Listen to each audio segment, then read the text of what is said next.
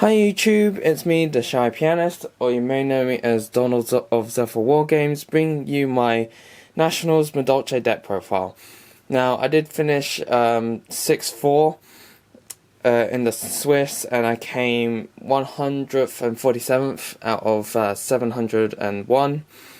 And yeah, this is my matchups. So first was Salamangreats, and I won that. Second was Sky Strikers, lost to that. Third was another Salamangreat and lost to that. Fourth was Cyber Dragons and I won that. Fifth was my third Salamangreat matchup, which I won that. Sixth was my Paleotoads, won that. Seventh was Altergeist and I won that. Eighth was Orcus and I lost to that. Ninth was a 60 card Orcus by Thomas Rose, won that. And 10th was True Draco, and I lost that. So yeah, basically, it was all good going up basically into the 10th round of being 6-3, and had I won my last round against True Draco, I would have been within the top 128 places. Also, as you probably noticed, I did manage to face a very good duelist by the name of Thomas Rose, as you may know as someone who's I believe won the UK Nationals last year, and yeah, he was playing a 60 card Orcus on that part. So yeah, let's just get straight into the deck profile, because I feel like if I ramble on with my matchups, it might be a bit too long. But yeah, it was great to play over the weekend, and I couldn't have said anything more. But yes, I think my highlight of the Nationals was facing against Thomas Rose on that. So yeah, let's go straight into the deck profile. So starting straight off, best card, Triple Magdalene. Standard as always, searcher of the deck, and let's split through that. Next we have Triple Princess. Obviously second best in a way, but she can still do one card OTK plays by herself. There were a few times where having her in hand and having a hand trap was really annoying, because it was whether a decision of using her or using the hand trap, and yeah, it just led to sort of awkward situations. Next we play Triple Angeli. Standard on that, it was really nice to see her and have her in hand to go off. I played the 2 Hoot Cake. I feel like he's sort of one that you could have him at 3, or definitely at 3 if you're playing a lot more of the hand traps. That way, to just see him in hand is really nice and satisfying to then just go off and combo plays by himself. But he does rely to have the monster engrave, which was a bit annoying at times. But at the end of the day, he was very, very helpful in my match. I played Triple Messenger Lardo. This actually didn't come up as a break at most of my if not any of my games. In fact, one of my turns, I actually ended up with 3 Messenger Lardos and searching to my double shadow and ticket, which was really satisfying to play. So yeah, definitely I keep him at 3. If you, even in the event you do draw one, you still can keep going off and keep playing and make your ITK combos. Next, I played the 2 Pending Excess. This did come up and actually helped me at times, because obviously if I was being pitted to go first, actually notably one of my matches, once again to the same match of Thomas Rose, again, going game 1, he tried to make a board, so he started to go into plays, but it looks like he didn't have a good hand. As soon as he went to Mermaid, I had the Gammon hand to then negate it, so he set 2 and pass. On my turn, I played the Twin Twisters, destroyed his back row, and also Magdalene and OTK'd him. So going to game 2, he asked me to go first. I managed to draw up a Angeli and Princess Sir. Made my board with Sistart, Glass Souffle, Hoot Cake, Messenger Lardo, and Chateau and Ticket. And then he tried to go into started making Orcus play, go into Mermaid, and as soon as he made into Galatea with Mermaid and the Orcus Nightmare, I chained with my glass souffle to then shuffle or detach target hoot cake, and then the second effect to then shuffle his Orcus Nightmare Engrave and one of my Magicians back into the deck, and then obviously a ticket triggered and I special summoned that Pudding Cess and my second Pudding Cess on the field. Now, while he was looking at my sort of board of like Sistar and then my glass souffle as a threat, my second Pudding Cess being a level 4 was sort of, in my eyes, the bigger threat with him. With me allowing to basically follow up through with a second Tiramisu plays and shuffling his stuff on the back of the board. I believe he did sort of misplayed in the way that he tried to tack over my glass souffle with a Redoer after destroying my chateau, thinking he would have won the battle, but then I pointed it out he was 100 short. So his board, he did make after I shuffled back in with leaving his Galatea, he did play Instant Fusion, summoned Fazal's Restrict, stole my Sistar, and then made Madolche, and then summoned Time Thief Redoer, and then in main phase 2 he set Fog Blade and I think another face down.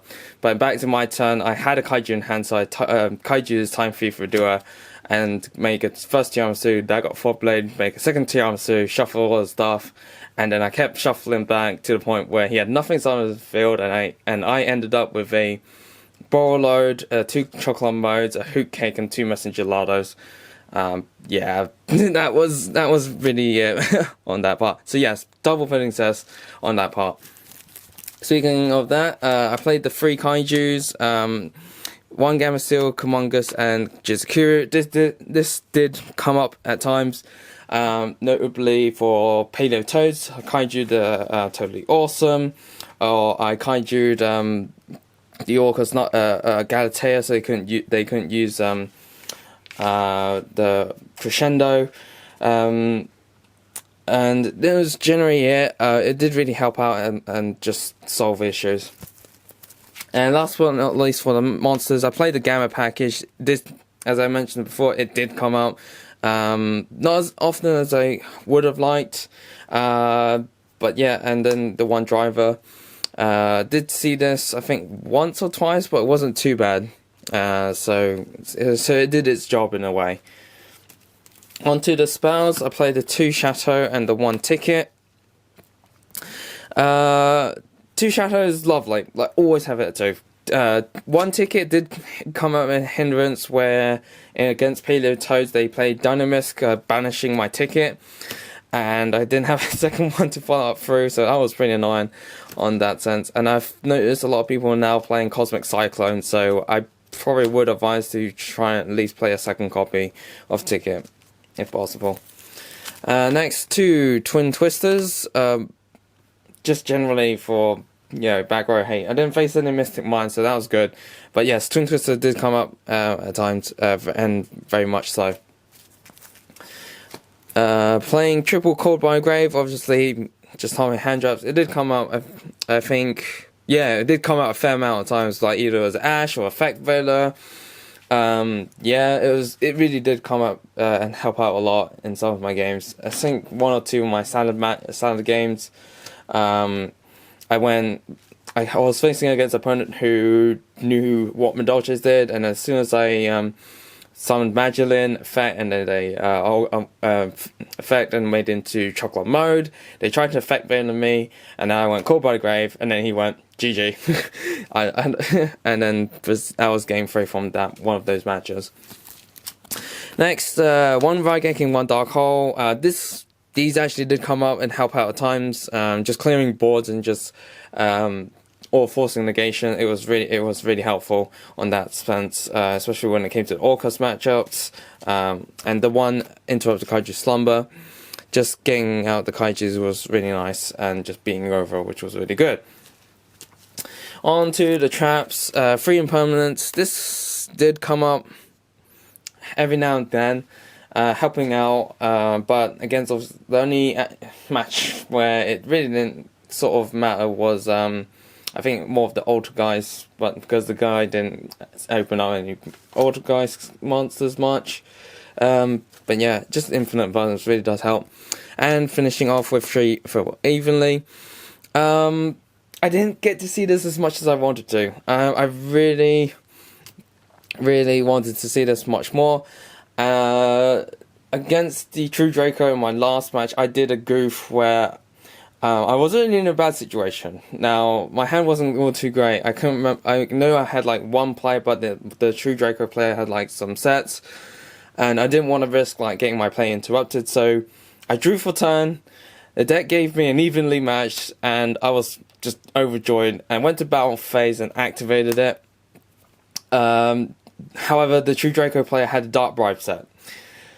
I was hoping to draw into the second one, but didn't draw it, so I went into main phase 2. I made a Tiamatsu. I did make a play, thankfully. Shuffled 2, shuffled his set and his one of his Dynamis, his Knuckle, but he still had a Diagram, Apocalypse, and a Ignis. And I ended the board with a Chocolate Mode, Sistar, and I summoned, with Ticket, I summoned Pudding Says, thinking that I would then attack Ignis with Pudding Says and pop his Diagram, only to then be reminded that I already used evenly and I've in my main phase 2. So that cost me the match and causing me the loss. So my deck didn't failed me, I failed my deck. So the deck really pulled through for me, but I just failed it in the sense. So I'm really annoyed with that in sense on myself. Anyway, onto the side deck. I went with Rastafir mode. This was generally for Thunder Dragons. Didn't see it, so I didn't side at all. Triple Ash Blossom. This came up here and there. It's mainly for Orcus, but I don't think I actually sided it in for Orcus. More for the only time I remember actually siding this in was against True Draco, just to hit the Diagram, because I know they're very slow on that part, and I can just keep it going, but it didn't work out. I mainly sided Lancia against Orcus. It did come up once, but it got caught by the grave. So it was during a turn 1 play as well. It's the same 60 card Thomas Rose game. I went first. I had the Lancia hand. I was ready to just stop him, but then he's caught by a grave. So it's just nothing else much on saying that. Definitely helpful. Third Twin Twister.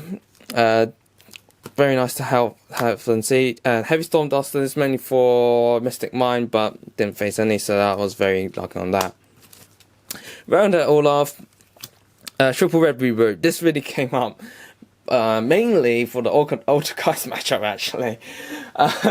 It was really funny in the sense that during game 2, I won game 1, during game 2 he told me to go first, so I managed to have a board play, and I had 2 red reboots. So I set 1 and passed turns. He just, for some reason, I don't know why, but he just looked at his hand and he thought, why did he do himself? So he set 5 and had 1 card in hand. Turns out, when he revealed cards, he had 5 traps and 1 multi-focus in hand. So back to my turn. He activated Protocol. I then played my set red reboot, and then he played Solemn Judgment, paying half of his life to negate my first red reboot. And then I was like, sorry, pay half of my life points, didn't activate a second red reboot to his judgment, and that was game. And he had like Imperial Order, and like a warning, and like I think another protocol or something, and it was just the nuts for him. But having double red reboot was the key play.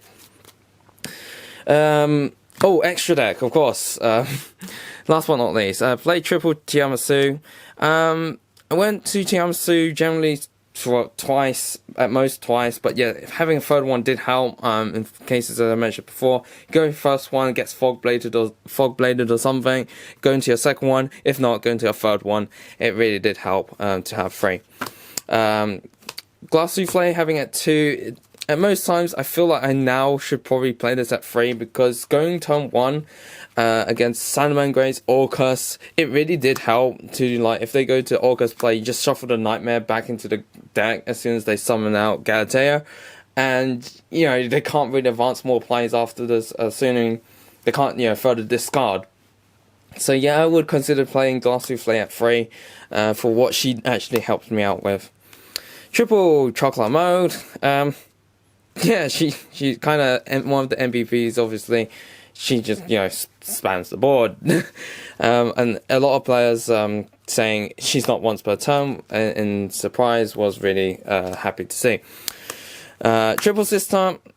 Sistart did come up more so on that, like, well, probably 2 at most. I don't think I really need to see a third Sistart. But it's just nice to have, just to shuffle around the zones and need to. But yeah, I probably could keep a 3 in for the extra deck. The one Baguska, probably don't actually need to play this, seeing as a lot of decks now just like link spam. But yeah, Baguska's kind of in there just in case you do need to like go to Mystic Mine and just make this, self-destruct it, and then you have no monsters on your side of the board. But yeah, just general in that sense. One Lampharingus. I was going to play Beat Cop, but I didn't have one. But I didn't need to go into this unless my opponent played Mystic Mine for the tokens. And yeah, I didn't face any. Last but not least, one Boral Sword and one Borrowload. These didn't really come up. I mean, it was very optional at the time when I said I ended with Borrowload. I could have made Boral Sword either. Yeah, there's just more of those to just help finish stuff, or just really odd situations that you need to go into. But yeah, that's really it for them. So that was it for my deck profile. I was really gutted with losing to True Draco. For all of those who know me, I have a sort of a long history with them, and yeah, it was a bit annoying in that sense.